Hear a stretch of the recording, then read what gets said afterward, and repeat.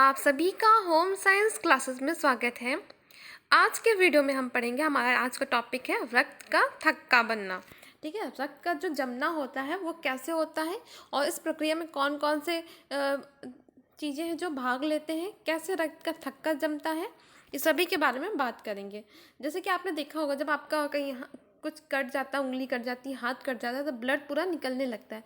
फिर कुछ टाइम के बाद आप देखते हैं वहाँ पे थक्का सा बन जाता है, वहाँ जम जाता है, फिर ब्लड निकलना बंद हो जाता है। तो इसी प्रक्रिया को कहते हैं हम रक्त का थक्का बनना। ठीक है, तो चलिए आज का वीडियो स्टार्ट करते हैं। तो इसमें बात करेंगे कि रक्त का थक्का बनता कैसे है। ठीक है, पहले तो आप लोगों को पता होगा कि जो विटामिन के होता है उसके कारण होता है, लेकिन नहीं, उसके पीछे बहुत सारी चीज़ें होती हैं। ठीक है, उसमें बहुत सारी प्रक्रिया होती है, उसके कारण रक्त का थक्का जमता है। तो इसमें सबसे पहले बात करें तो थ्रोम्बोसाइट जो होता है, जिसे हम पहले भी पढ़ चुके हैं, प्लेटलेट्स जो हमारे ब्लड में पाए जाते हैं, जो आपको बताया गया था 2 लाख तक होते हैं। ठीक है, इससे पहले वाला वीडियो आपने नहीं देखा तो पहले आप वो देखिए, फिर ये वाला वीडियो देखेंगे तभी समझ में आएगा आप लोगों को। तो जो थ्रोम्बोसाइट होता है, जैसे कि हमारा ब्लड है, ठीक है, इसमें ब्लड बह रहा है, ठीक, उसमें थ्रोम्बोसाइट होता है, हमारे प्लेटलेट्स होते हैं। तो जहाँ पे कट जाता है, ठीक है, यहाँ पे कट गया तो यहाँ से ब्लड निकलने लगता है। ठीक, तो यहाँ से क्या होता है, ये वायु के संपर्क में आता है। अगर यहाँ पे कटेगा तो वायु के संपर्क में आ जाता है कौन, प्लेटलेट्स, जिसे कहते हैं थ्रोम्बोसाइट, इसका रासायनिक नाम है। तो उसके वायु के संपर्क में आके क्या बनाता है, थ्रोम्बोप्लास्टिन बनाता है। कौन, जब थ्रोम्बोसाइट वायु के संपर्क में आता है तो थ्रोम्बोप्लास्टिन बनाता है। जैसे यहाँ कटता है तो वायु के संपर्क में आ जाएगा ना हमारा प्लेटलेट्स, तो वो थ्रोम्बो प्लास्टिन बना देता है।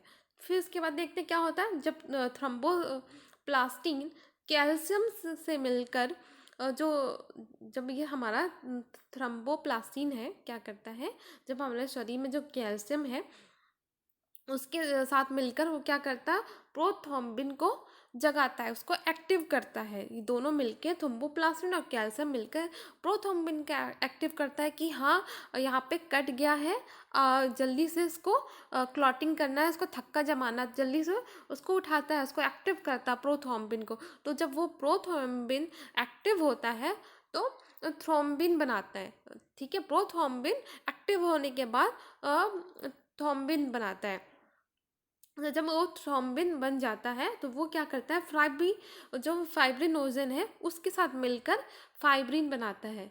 ठीक, किसके साथ मिलकर, प्रोथ्रोम्बिन फाइब्रिनोजन के साथ मिलकर फाइब्रिन बनाता है। ठीक, फिर ये फाइब्रिन क्या होता है, एक धागे के समान होता है। ठीक है, पतले पतले धागे के समान होता है। वो क्या करता है, रुधिराणु के साथ मिल जाता है। रुधिराणु मतलब हमारा आरबीसी, डब्ल्यूबीसी और प्लेटलेट्स, ये सभी क्या करता है, ये फाइब्रिन जाकर हमारा, जहाँ पे देखिए यहाँ पे ये हमारा है, ठीक, यहाँ पे कट गया है तो ये जो होता है हमारा फाइब्रिन, ये पतले पतले धागों के समान ऊपर जाकर एक जाल सा बना देता है, जाल बनाता है। ठीक, कौन, फाइब्रिन। जब ये जाल बना देता है फाइब्रिन, तो जितने भी हमारे आरबीसी, डब्ल्यूबीसी, प्लेटलेट्स यहाँ पे जाकर इकट्ठा होते हैं और जाल में फंस के वहीं रुक जाते हैं। ठीक है, वहाँ से फिर तो ब्लड नहीं जाता, क्योंकि ये जाल के कारण, फाइब्रिन के कारण ये जाल जो बनता है वो सारे हमारे डब्ल्यूबीसी, आरबीसी को रोक देता है, बाहर निकलने नहीं देता। उसी को हम क्या कहते हैं, रक्त का थक्का। ठीक है, जब हमारा रक्त का थक्का जम जाता है उसको जमना कहते हैं। तो किसके कारण, ये सारे प्रोसेस के कारण, 4 प्रोसेस होते हैं। ठीक है, फाइब्रिन जाल बनाता है, ठीक है, वो जाल में सभी हमारे जो रुधिराणु है, आरबीसी, डब्ल्यूबीसी, प्लेटलेट्स जाके फंस जाते हैं और रक्त का थक्का बन जाता है। इतना समझ में आया आप लोगों को? फिर से एक बार ठीक से एक बार देख लीजिए। थ्रोम्बोसाइट जो हमारा प्लेटलेट्स है वो वायु के साथ मिलकर थ्रोम्बोप्लास्टिन बनाता है। वही थ्रोम्बोप्लास्टिन कैल्शियम के साथ मिलकर प्रोथ्रोम्बिन को एक्टिव करता है। एक्टिव करने के लिए हमें क्या चाहिए,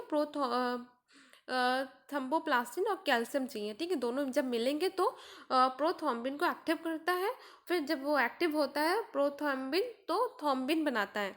ठीक है, प्रोथ्रोम्बिन क्या करता है, थ्रोम्बिन को बनाता है। फिर थ्रोम्बिन फाइब्रिनोजन के साथ मिलकर फाइब्रिन बनाता है और फाइब्रिन जाल बनाकर सभी हमारे आरबीसी, डब्ल्यूबीसी और प्लेटलेट्स को जाल में रोक कर रखता है, जिससे ब्लड बाहर नहीं निकल पाता और रक्त का थक्का जम जाता है। बहुत ही सिंपल प्रोसेस है, आपको बस थोड़ा सा ध्यान देना है, ठीक है। ज़्यादा नहीं है, बस आपको इतना ही याद रखना है। अब इतना समझ में आया। तो आप बात करें, कुछ क्वेश्चन यहाँ से भी बनते हैं।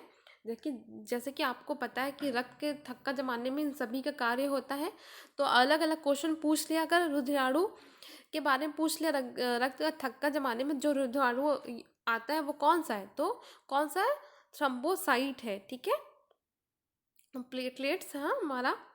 और फिर आप पूछ लिया प्रोटीन कौन सा भाग लेता है, तो प्रोटीन हमारा कौन सा, फाइब्रिनोजन और प्रोथ्रोम्बिन, ये दोनों हमारा प्रोटीन है जो रक्त के थक्का जमाने में अपना कार्य करते हैं। और पूछ लिया धातु या तत्व, तो धातु या तत्व में कौन सा आ गया हमारा, कैल्शियम, कैल्शियम भी तो भाग लेता है ना। और विटामिन के बारे में ये तो आप सभी को पता है, बचपन से पढ़ते आ रहा है, विटामिन के, ठीक है, विटामिन के। अब कुछ क्वेश्चन यहाँ पे देखें, अगर आप बताएं, अगर ये रक्त के थक्का जमाने में कार्य कर रहा है, तो हमारे शरीर में क्यों नहीं थक्का जमता, हम ब्लड का जो थक्का है क्यों नहीं जमता, क्योंकि उसके अंदर हमारे शरीर में हिपेरिन नाम का एक तत्व होता है जो रक्त को थक्का बनने नहीं देता, ठीक है। जैसे कि आप देखें यहाँ पे, ये सारे चारों मिलके क्या करते हैं, रक्त को थक्का बनाते हैं, ठीक है। और जो हिपेरिन है वो अकेला ही क्या करता है, रक्त को थक्का जमाने नहीं देता।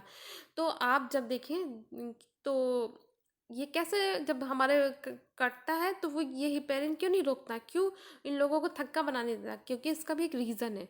जो हिपेरिन है वो हवा के संपर्क में आकर वो नष्ट हो जाता है।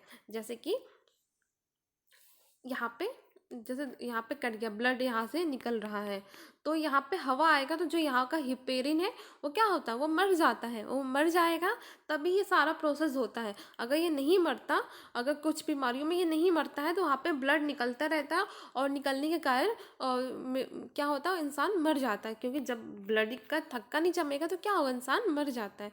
तो हिपेरिन शरीर के अंदर थक्का जमाने से रोकता है। और जैसे कि हवा पहुंचता है तो हिपेरिन मर जाता है, नष्ट हो जाता है।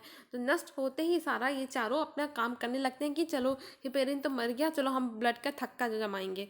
और अंदर शरीर में ये हिपेरिन इन सभी चारों को रोकता है कि नहीं, तुम थक्का नहीं जमा सकते, मेरे होते हुए तुम थक्का नहीं जमा सकते। तो ये अंदर सबसे लड़ता है और इनको थक्का जमाने नहीं देता। जैसे कि कटता है, हवा आता है, हवा के कारण हिपेरिन मर जाता है, और मरने का फ़ायदा उठाकर ये सभी थक्का जमाने लगते हैं, अपना काम करने लगते हैं। अब बात करें हम कि इनका निर्माण कहाँ होता है। अगर क्वेश्चन पूछ लिया प्रोथ्रोम्बिन का निर्माण कहाँ होता है, या हिपेरिन का निर्माण कहाँ होता है, या फाइब्रिनोजन का निर्माण कहाँ होता है, तो ये सभी का निर्माण हमारे लीवर में होता है। ये तीनों का निर्माण कहाँ होता है, लीवर में होता है। इतना सभी को समझ में आया। अगर आपको वीडियो समझ में आ रहा है, अगर अच्छा लगा तो प्लीज़ कमेंट करके बताया करें आपको वीडियो कैसा लग रहा है, ठीक है। आज के लिए बस इतना ही।